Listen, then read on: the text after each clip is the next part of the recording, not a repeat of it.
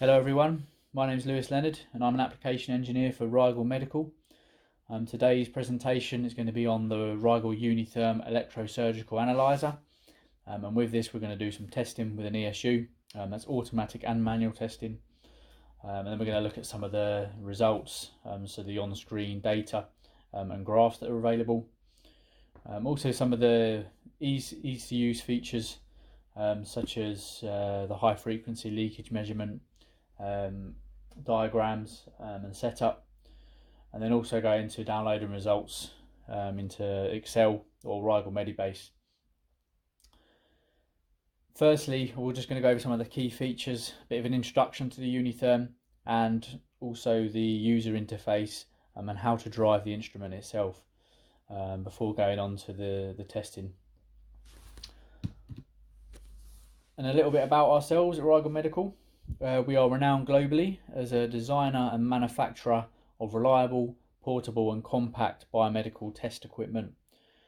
Our products ensure that critical medical equipment is safe to use throughout the device's life cycle. And as metrology specialists for almost 4 decades, our innovative testing solutions have been mitigating risk worldwide in healthcare environments. We've got 2 operating locations. Our main office is in Peterlee in the UK, and we've got an office as well in Tampa, Florida in the USA, and this office is headed up by Paul Fopel. So we've got wide distribution. We're available in 110 plus countries, and we've got 7 Rigel authorised global service centres.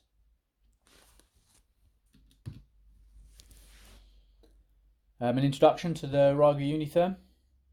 It's a quick and easy way to test all leading electrosurgical generators. It's got multiple test functions within the single device, so you're able to verify CQM, contact quality monitoring, also known as REM, return electrode monitoring testing. We've got high frequency leakage testing and output power testing, of which we've got 3 different power tests. So it provides built-in automation, so there's test sequences for specific models and manufacturers, the ability to create custom test sequences, and there's the onboard data storage for either on-screen display or for download. Now it's ideal for use in hospitals, end of production lines and in test laboratories. Some of the key features, and we've got a full colour screen with on-screen power profile analysis. We've got automated testing, an ESU control with cut and coag foot switch control, so it's got full automation via these foot switch adapters, which allow us to control the ESU via the Uni-Therm itself. We've got non-inductive load bank, which goes up to 5,115 ohms. It's got high current test capability, up to 8 amp RMS, and return electrode monitoring built in with a 1 ohm resolution, which is manually or automatically driven by an internal motor driven potentiometer. Okay, so power testing. The 3 different modes. We've got continuous, graph and external. You've got continuous power testing, graph, which it does at various resistant points, and external load where we connect any external loads to the measuring device on the Uni-Therm. We've got high frequency leakage with on-screen instructional diagrams and IEC 60601 test code information. So on the image on the right, we've got test code quadruple 1.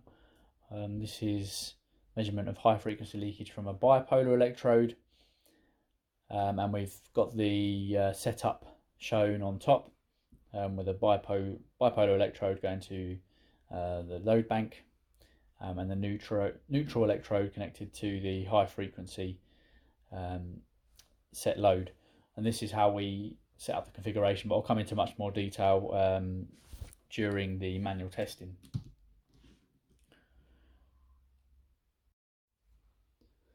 Let's take a look at the user interfaces and the two connection panels as a quick overview of the Uni-Therm. The panel we've got on the front is our simulation panel, and the side we've got the measurement panel, and this is got our load bank built in, and high frequency leakage connections, as well as a few others, but I'll go into detail on each panel. Firstly, we'll just take a look at the front. So there is a colour screen and the functions keys below. We've got the rotary encoder, and this is used to change things like limits, varying resistance, scrolling through the menus, and also inputting data by using the on-screen keyboard. We've got the start-stop buttons. These are mainly if you running tests, also for confirming settings if running through an automatic mode. And then we've also got the simulation panel at the bottom. Now the black connections are for our CQM or REM testing, and the cut and coag foot switch controls is where each measurement can be automated by the Uni-Therm. It controls the ESU.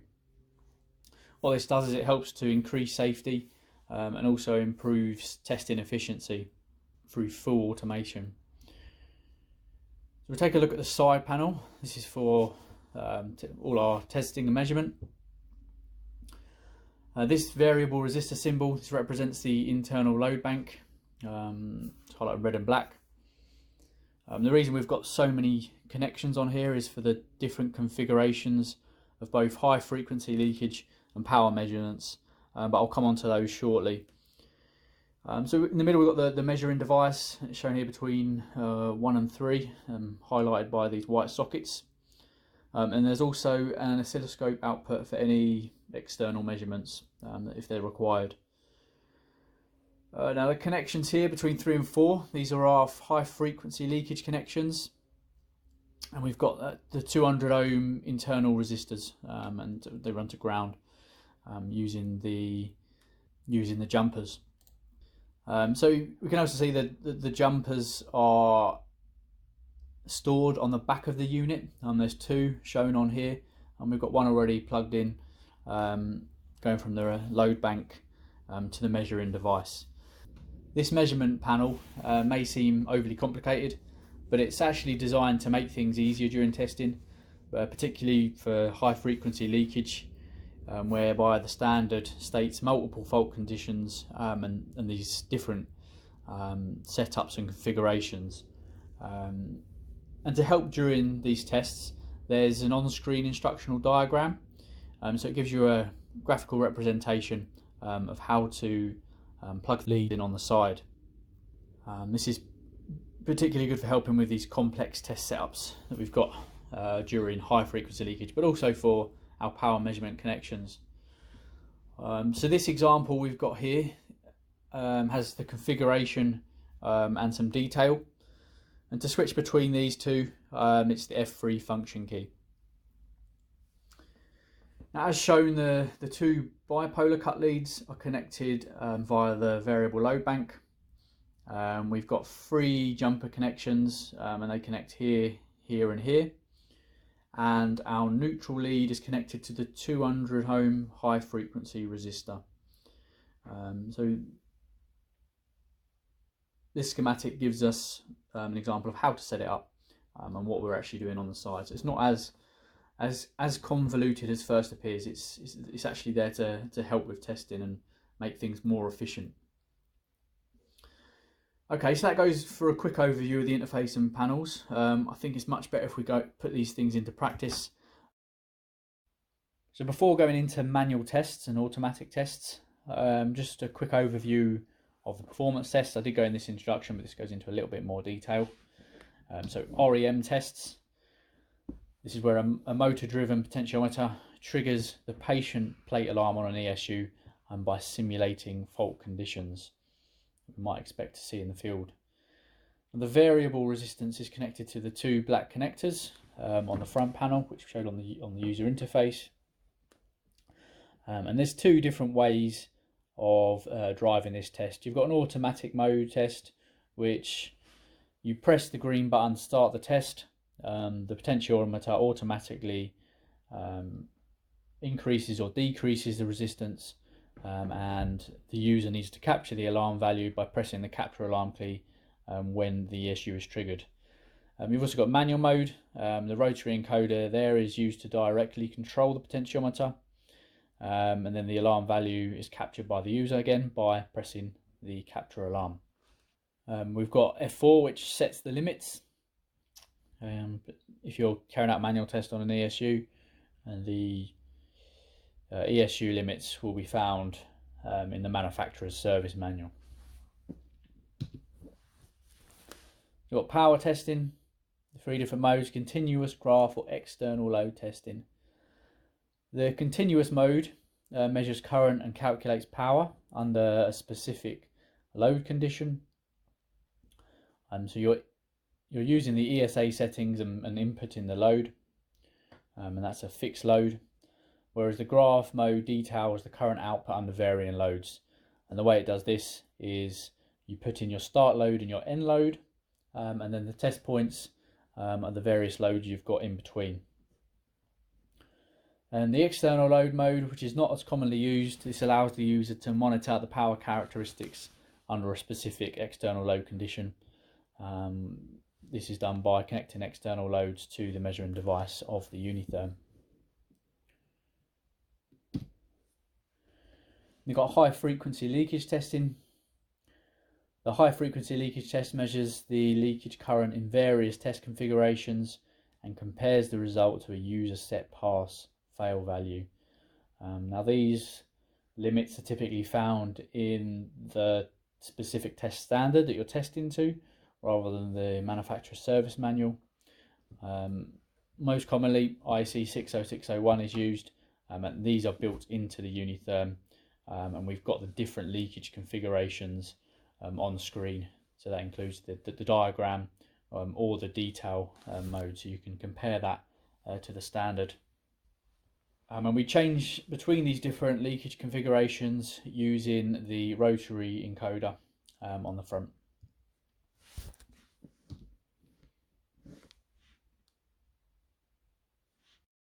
So now we're ready to run through a manual test using an ESU. In this example, we're going to be using a ValleyLab FX8, and with this manual testing, we're going to run through your return electrode monitoring tests, power measurements, and high frequency leakage measurements. But firstly, we're going to set up our automated connections. So even in manual mode, it's easy to control the ESU with the Uni-Therm. So we connect the foot switch adapters for both the bipolar and monopolar to the connections on the back of the ESU. We're not going to connect the bipolar ones to the Uni-Therm at the moment. We're just going to run through the monopolar tests.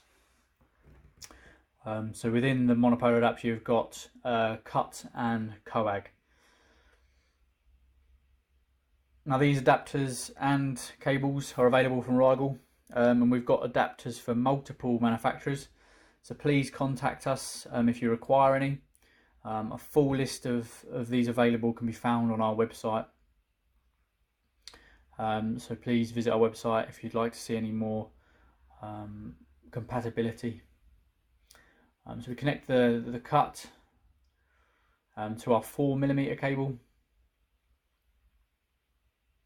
and our coag 4mm cable, colour coded for convenience.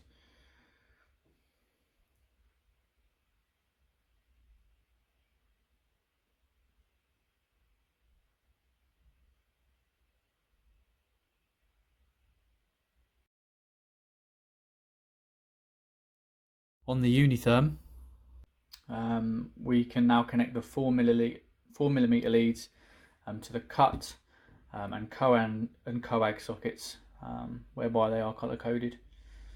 And this gives us the option to drive the ESU monopolar output.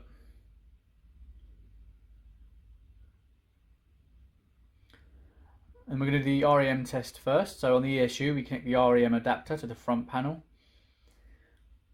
and then onto the Uni-Therm, the two 4mm leads to the REM connections on the Uni-Therm, because we're testing an impedance variation. And then on the Uni-Therm, we want to select F2 REM. And with the Uni-Therm, we can automatically or manually drive the internal potentiometer up or down. And because the alarm can be triggered by relatively small changes in resistance, I personally prefer to use manual and capture the alarm when the ESU indicates an error. So the two different modes, driving the potentiometer up and down is done using this rotary encoder. So we're using manual mode to trigger the alarm on the ESU, and when we come to that point, get to that value, we press capture alarm. We've got auto down mode and auto up. This will be shown also for demonstration purposes. Just note that you need to be reactive to when the alarm sounds, as it cycles down quicker than you could obviously manually. In this example here with the FX8, there aren't wide variations in impedance limits, so manual is much more advantageous.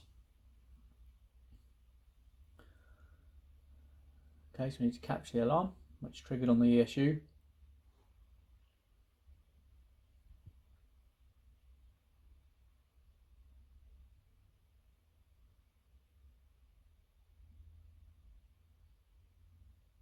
And that's the REM test. Press F1 to go back. So with a power measurement test, we need to plug in our active electrode, monopolar 1. So we've got our lead here and our 4mm socket on our output electrode. These are typically found in biomedical engineering departments, fairly common. And then all we need to do is use it's best practice to use a shielded 4mm test lead, as shown here. We'll plug that into the active electrode. We want to effectively needs to be shielded for safety to the user. And then we plug the active electrode into this point here. When we come to the screen for the power tests, there is a way to show the diagram of how to set the test up. But this is this typical power measurement setup for test. And then we've stacked our 4mm test leads from the return electrode. That's going into the white socket. Okay, so from the main screen on the Uni-Therm, we select F4 for a power test. We've got three different options. We can do continuous, graph, or external load tests. We're going to select continuous, most common function. We've got ESA settings on the left and ESU control settings on the right. So where we can change our configuration. We can adjust the load with the encoder. So different internal load bank resistance, and we've got our test time settings and start delay. Now F3 on the Uni-Therm shows diagram, and this is the setup which we've already just done on the side of the Uni-Therm. And then if we go back to show both the ESU and the Uni-Therm, we can show that how it's controlled. And this Valilab FX8 is set to 120 watts. And we've got it set to cut already on the ESU control. Now all we need to do is hit the start button, start test, and it will automatically control the ESU output. Those settings a little bit on the low side, but this is for demonstration purposes. It'd be well within specs, usually a 10% error.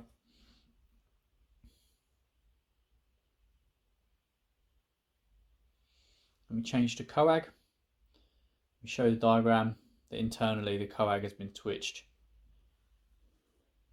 So there's nothing really for us to do manually. And we hit start. We can do it in two options, F4, or use the green button. And again, test settings showing up on screen and with the controlled by the output of the ESU, 65 watts, and with the 70 watt output power. Again, the 10% error, that would be within specification.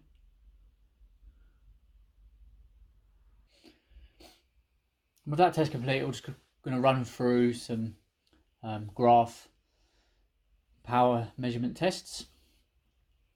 So we go back F1, we select graph F3, and with this we can do a start load and an end load and various test points on the Uni-Therm. And what that means is it takes various measurements at those test points over a period of time. So we'll set it to, we'll keep it on monopolar, start load 100 ohm, and we'll set the end load to 500 ohms with 10 test points. And this will give you the power distribution curve over that particular range. Start test, and this will automatically run through the tests sequentially. So with between 100 and 500 ohms with the various test points in between. And we can see that the Uni-Therm is driving the ESU at these various test points. And we're getting an on-screen real-time analysis. The test is being carried out. The test is now complete. We've got our power distribution curve shown on screen.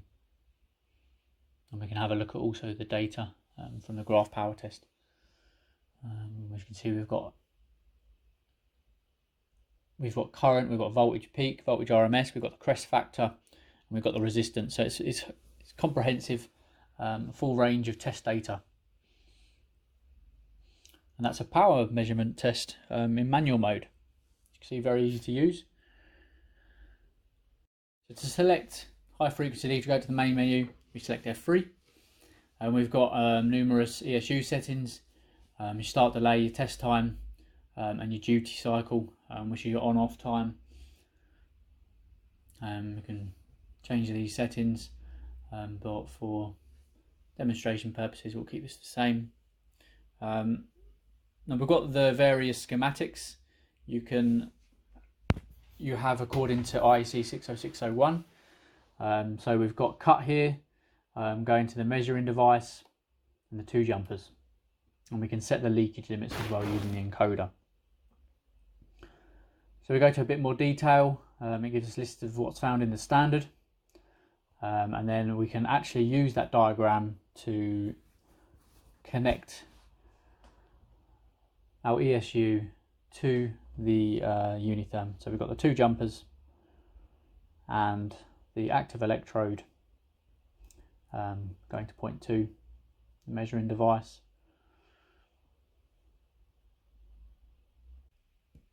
So we're testing just the active electrode in the circuit for high frequency leakage to ground, and that's low enough, 58 milliamps. You'll find that there will always be current. High frequency leakage has tendency to stray, but that's passed, it's within limits. And you run through the various circuits and tests for different configurations. So we've got just neutral connected, we've got coag, so we don't need to change this one. It's automatically controlled via the ESUs. We test this as well, slightly higher, 63 milliamps, but within this test limit.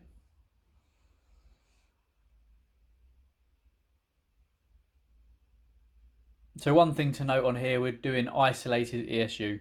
Most modern electrosurgical generators are isolated referenced, and ground reference are less common. So with the diagram will state whether it's isolated or ground referenced, and these diagrams and details are what you'll find in the 601 standard, which is what's generally applied, but if in doubt, always check the standard. Okay, so that brings us on to automatic testing. I'll just go through some of the menus and setups. So in automatic mode, test results are stored under asset details. and they can be downloaded. A user can either select a preset test sequence, which can be uploaded to the Uni-Therm. Got many ESU models available, or you can create your own custom test sequences with user definable limits. Now the test sequences include user prompts for step-by-step guidance, and creating these own test sequences can be done by accessing the setup menu. So from the main screen, setup test sequence new, and this opens a new test sequence and creates, and you can create a name for it. Use a rotary encoder to input the data, but note for this, you can use a USB keyboard. It's much quicker. If you just input in a test sequence name, you can just use the encoder, no problem. But if you're putting in a lot of information, for instance, if you're using user prompts with instructions on how to carry out the test, I would recommend using a USB keyboard. Okay, so creating a test sequence. Individual tests can be edited or configured to the specific requirements. Options allow the user to copy and paste the tests that you've already done. There's a bit of a shortcut. Limits can be changed using the edit button. And custom user tests is where we can provide the prompts to the user, as well as data entry such as a result. So we look at the bottom left corner here, the user test. We've got instructional diagrams. Disconnect the, that's a spelling mistake, neutral electrodes from the REM test and combine to perform a single connection.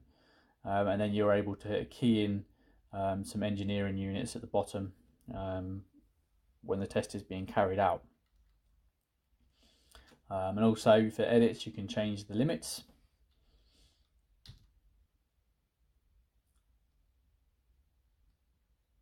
So in this automatic test example, we're using the Force FX8 again.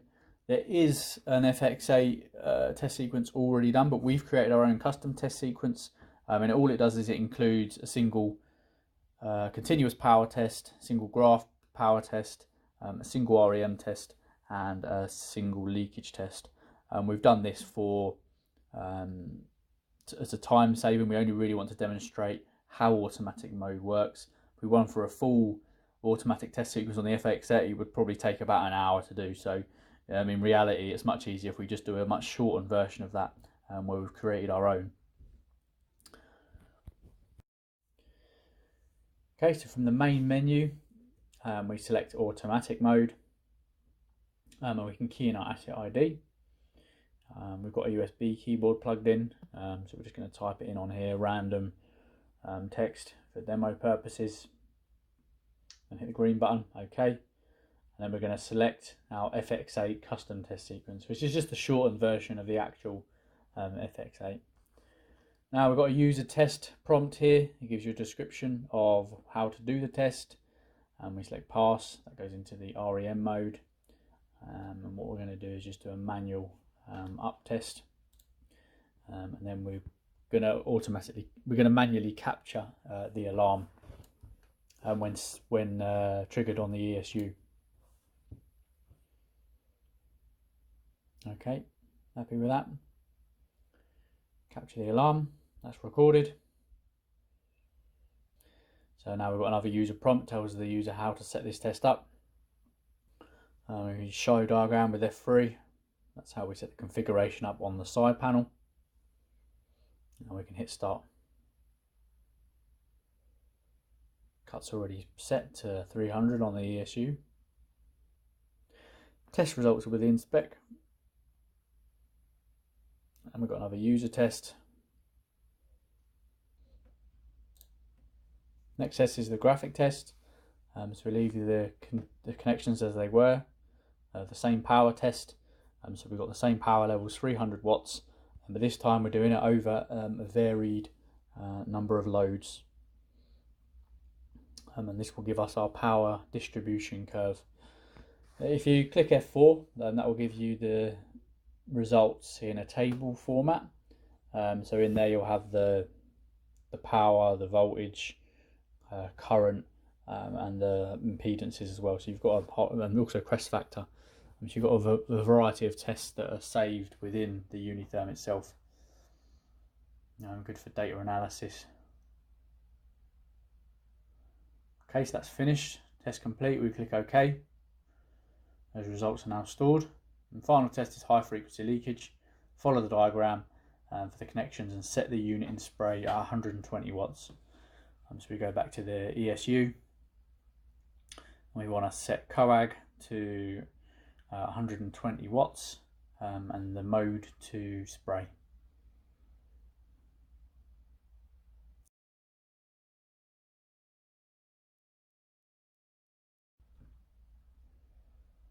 Hit next. Gives us an example of how to set it up on the side panel. So we've already done that. Pre-recorded. Press start.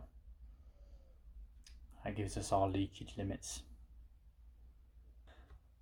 That runs through a test sequence, a shortened version, so we haven't got a full list of the high frequency leakage tests or power tests, but what it does give you is an example of how to run through the Uni-Therm auto test sequencing. Very easy to use. And now the results are now saved under that asset ID.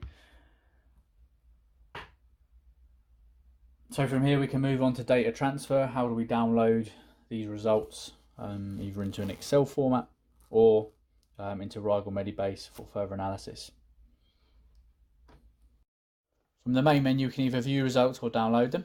Go to the data, view data, F2. Let's go to the test we've just done. And we can get some on-screen results on whether they've passed or not.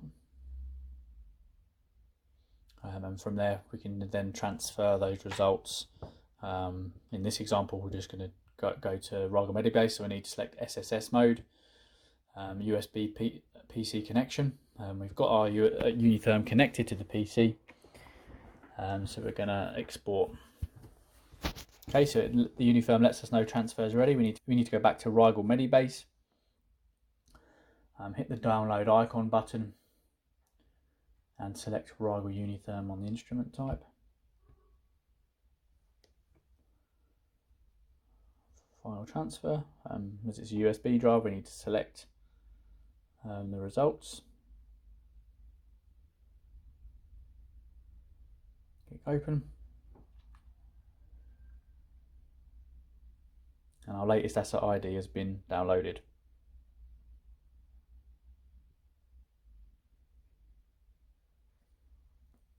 If we go to print certificate, we've got a comprehensive details of the results in a PDF format.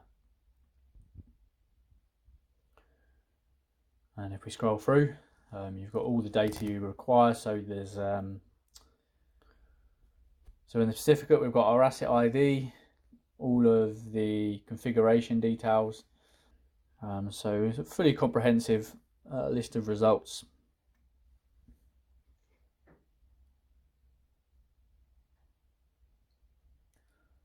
And if we scroll down to the final page, we have our graph power test.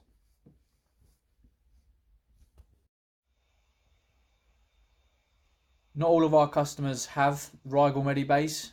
It's our asset management software. In some cases, you might want to download the data into a different format, which we can do with the Rigel Uni-Therm. We can download it into CSV format, but we do need a USB memory stick.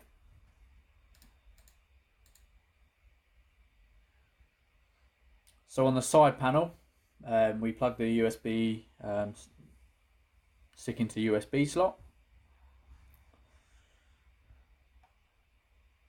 and the Rigel Uni-Therm recognises this as a removable disk. So we go to Menu,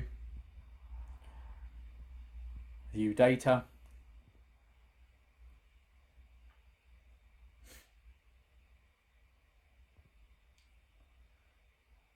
we select the asset ID we want to transfer,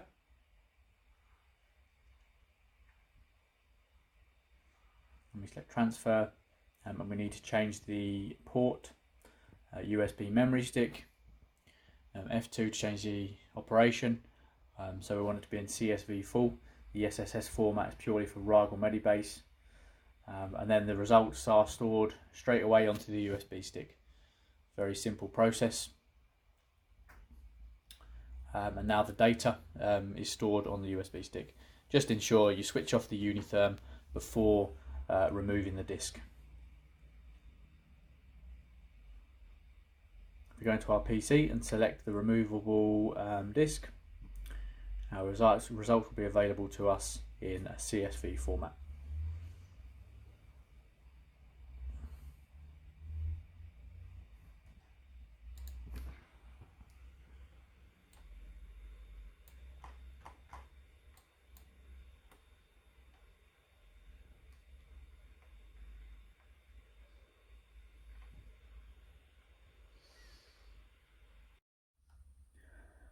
That brings us to the end of this demonstration and webinar.